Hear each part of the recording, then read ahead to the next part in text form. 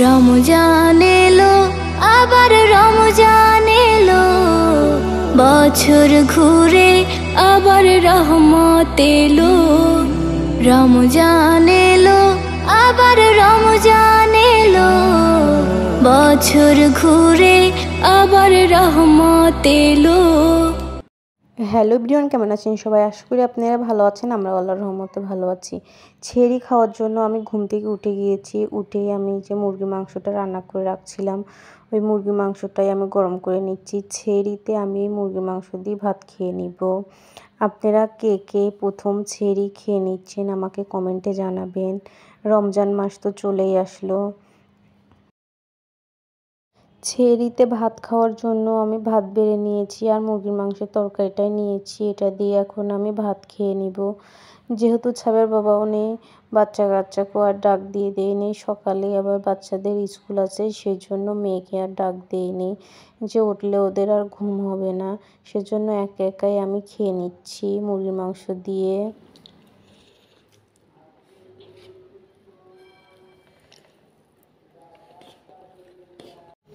আমার ভাত খেয়ে নেওয়া হয়ে গেছে। এই অল্প কয়েকটাই আছে, এগুলো খেলেই আমার ভাত খেয়ে নেওয়া হয়ে যাবে।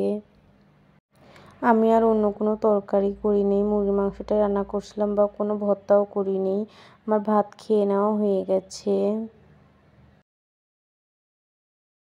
ভাত খেয়ে নেওয়ার পরে আমি ছোলা বাটিতে বেড়ে নিয়েছি। ছোলাগুলো আমি ভিজিয়ে রেখে তারপরে ঘুমাতে যাব। ছোলার মধ্যে এখন আমি পরিমাণ মতো পানি দিয়ে দিব। এই পর্ভাতে আমি ছোলাটা ভিজিয়ে রাখলে সারাদিনে আমার ছোলাটা ফুলে উঠবে সুন্দরভাবে। সেই জন্য আমি ছোলাটা এখনই ভিজিয়ে রাখলাম।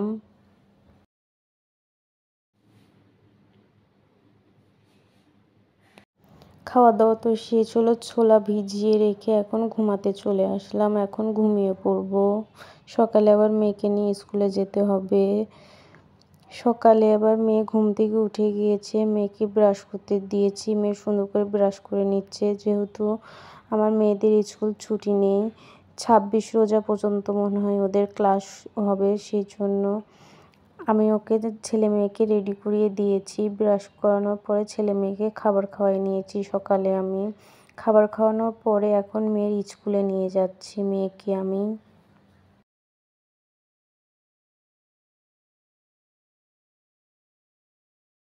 ছেলে মেয়েকে স্কুল থেকে বাসায় নিয়ে আসছি। বাসায় আসার সময় কিছু ফলের দোকান থেকে আপেল, পেয়ারা, মালটা আর কিছু খেজুর নিয়ে আসছি আমি। এখন 2টা বাজে। এখন আমি ছোলাটা এসে দেখি ভিজে গিয়েছে। ছোলাগুলো এখন আমি সিদ্ধ বসিয়ে দিব প্রেসার কুকারে। সাথে আমি কয়েকটা আলুও সিদ্ধ করে নিব আলুর চপ বানিয়ে নেওয়ার জন্য। প্রেসার কুকারের মধ্যে এখন আমি ছোলাগুলো ঢেলে দিলাম। দিয়ে দেওয়ার পরে 3-4টা শীষ উঠলেই আমি এই প্রেসার কুকারের ভিতর থেকে ছোলাগুলো নামিয়ে নিব। 3টা থেকে 4টা শীষ উঠলেই আমি নামিয়ে নিব। মেয়েকে স্কুল থেকে নিয়ে আসার পরে আমি কিছু মসুরির ডালও ভিজিয়ে রাখছিলাম। ওই ডালগুলো সুন্দর করে ভিজে গিয়েছে। এখন আমি পাটাতে পিষে নিব। এই ডালগুলো দিয়ে আমি পেঁয়াজু আর ডালের বড়া বানিয়ে নিব। সেই জন্য ডালগুলো এখন আমি বেটে নিব। আমার ব্লেন্ডার আছে, কিন্তু আমি ব্লেন্ডার করতে পারি না। ছাবের বাবা আসলেই আমি ব্লেন্ডার করে নিব ডালগুলো আমি ধুয়ে নিয়ে এসেছি। এই ডালগুলো এখন বেটে নিব।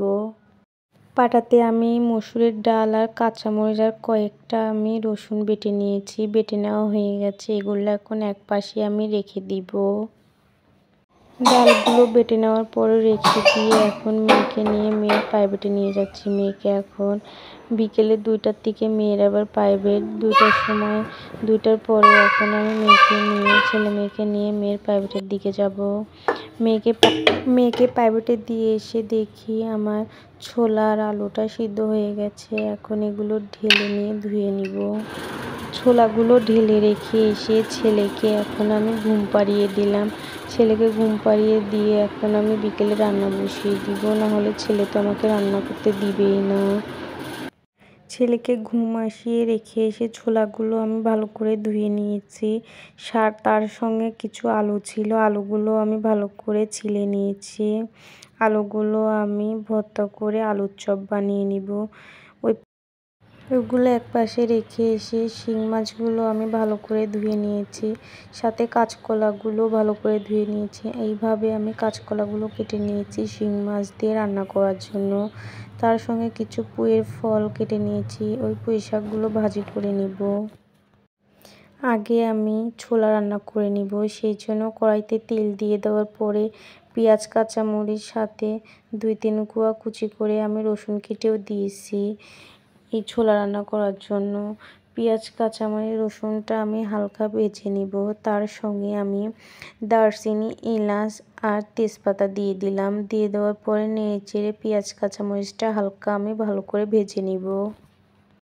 ছোলা রান্না করার জন্য আর আমি কি মশলাপাতি দিলাম ওটা আর দেখাতে পারিনি। আমার ছেলে ঘুম থেকে উঠে গিয়েছে, পাড়াপাড়ি করে এখন রান্না করতেছি। মেয়েও যেহেতু প্রাইভেটে আছে।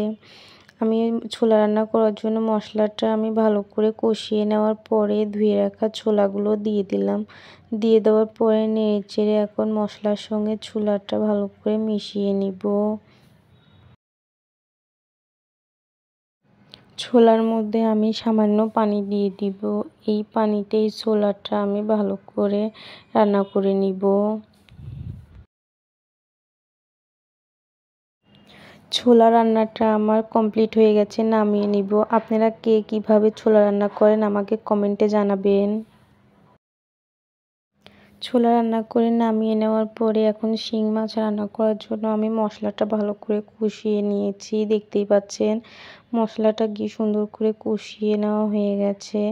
এখন আমি হালকা ভাপ দিয়ে নেওয়া ওই কাঁচকলাগুলো দিয়ে দিলাম মশলা কষানোর মধ্যে। দিয়ে দেওয়ার পরে এখন কাঁচকলার সঙ্গে মশলাটা এখন ভালো করে কষিয়ে নিব। এখন আমি সামান্য পানি দিয়ে দিলাম। এই পানিতেই এখন আমি কাঁচকলাটা ভালো করে কষিয়ে নিব। পানি দিয়ে দেওয়ার পরে নেড়েচেড়ে ঢাকনা দিয়ে দিলাম। আরেক পাশে আমি শাক ভাজি করে নিচ্ছিলাম। শাক ভাজিটা এখন আমার হয়ে গেছে, নামিয়ে নিব। মশলা কষানোর মধ্যে যে কলাটা দিয়েছিলাম এখন আমার কলাটাও কষিয়ে নেওয়া হয়ে গেছে। এখন ধুয়ে রাখা শিং মাছগুলো কলার মধ্যে দিয়ে দিলাম। এই কাঁচকলার মধ্যে শিং মাছগুলো দিয়ে দেওয়ার পরে নেড়েচেড়ে এখন কাঁচকলার সঙ্গে মাছটাও আমি ভালো করে কষিয়ে নিব। কাঁচকলা দিয়ে আপনাদের কার কার শিং মাছ পছন্দ আমাকে কমেন্টে জানাবেন। সামান্য পানি দিয়ে দিলাম। এই পানিতেই এখন কাঁচকলা দিয়ে শিং মাছটুকু আমি ভালো করে কষিয়ে নিব। কাঁচকলা দিয়ে আমার শিং মাছটা ভালো করে কষিয়ে নেওয়া হয়ে গেছে, দেখতেই পাচ্ছেন। এখন আমি পরিমাণ মতো পানি দিয়ে দিব। যেহেতু শিং মাছ সেই জন্য একটু বেশি পানি দিয়ে দিব। একটু হালকা ঝোল রাখবো শিং মাছের মধ্যে। পানি দিয়ে দেওয়ার পরে নেড়েচেড়ে এখন ঢাকনা দিয়ে দিব। কাঁচকলা দিয়ে আমার শিং মাছ রান্নাটা কমপ্লিট হয়ে গেছে, এখন নামিয়ে রাখবো। কাঁচকলা দিয়ে তো শিং মাছ রান্নাটা হয়ে গেল, নামিয়ে রেখে মেয়ের আবার প্রাইভেটে ছুটি হয়ে যাওয়ার সময় হয়ে গেছে। এখন আমি আর আমার ছেলে আমার মেয়েকে আনতে যাচ্ছি।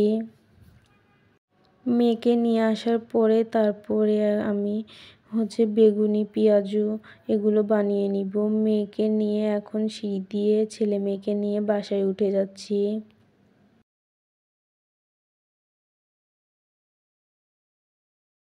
ছেলে মেয়েকে নিয়ে আসার পরে ছেলে মেয়েকে এক রুমের মধ্যে খেলতে দিয়ে এসে এখন আমি ডালের বড়া বানিয়ে নিব। ডালের বড়া বানিয়ে নেওয়ার জন্য আমি কয়েকটা পেঁয়াজ, তারপরে হলুদের গুঁড়া, মরিচের গুঁড়া, ধনিয়ার গুঁড়া, সামান্য পরিমাণ লবণ আর দিয়েছিলাম চাউলের গুঁড়া আর বেসন দিয়ে ভালো করে মাখিয়ে নিয়েছি। ডালের বড়াগুলো এখন আমি একে একে তেলের মধ্যে সবগুলো বড়া দিয়ে দিব।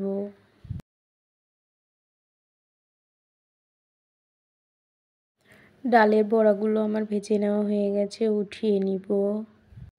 ডালের বড়াগুলো উঠিয়ে নেওয়ার পরে এখন আমি পেঁয়াজও ভেজে নিচ্ছি।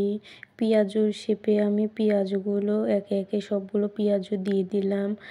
আজকের আপনাদের রোজাটা কেমন গেল, আজকের দিনটা আপনাদের কেমন গেল আমাকে কমেন্টে জানাবেন। আলহামদুলিল্লাহ আমারও আজকের দিনটা ভালো কেটেছে। অনেক ব্যস্ততায় আজকের দিনটা কেটে গেল।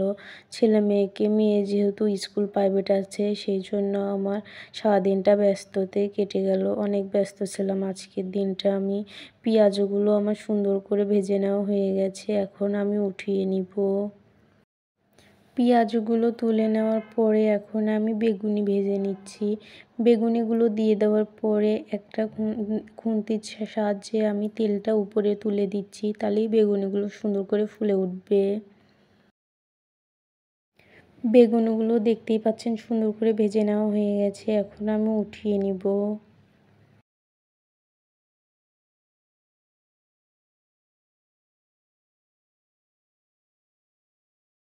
বেগুনিগুলো ভেজে নেওয়ার পরে এখন আমি আলুর চপগুলো ভেজে নিব। যেহেতু আমি একাই রোজা, সেজন্য আমি অল্প অল্প করেই সব জিনিসগুলো ভেজে নিচ্ছি। আমি খাবো আর পাশের বাসায় দিব, সেই জন্য আমি অল্প অল্প করেই সব জিনিস ভেজে নিচ্ছি। বেশি একটা বানাচ্ছি না যে নষ্ট হবে, নষ্ট করে কী লাভ হবে। আপনাদের এত কষ্ট করে ভিডিও এডিট করে ছাড়ি, আপনারা একটুও সাপোর্ট করেন না। আমার ভিডিওটি যদি আপনাদের ভালো লেগে থাকে, লাইক, কমেন্ট ও সাবস্ক্রাইব করে আমার পাশে থাকবেন। আজকের মতো ভিডিওটি আমি এখানেই শেষ করলাম। আল্লাহ হাফেজ। আর আজকের দিনটা আপনাদের কেমন কাটলো আমাকে কমেন্টে জানাবেন।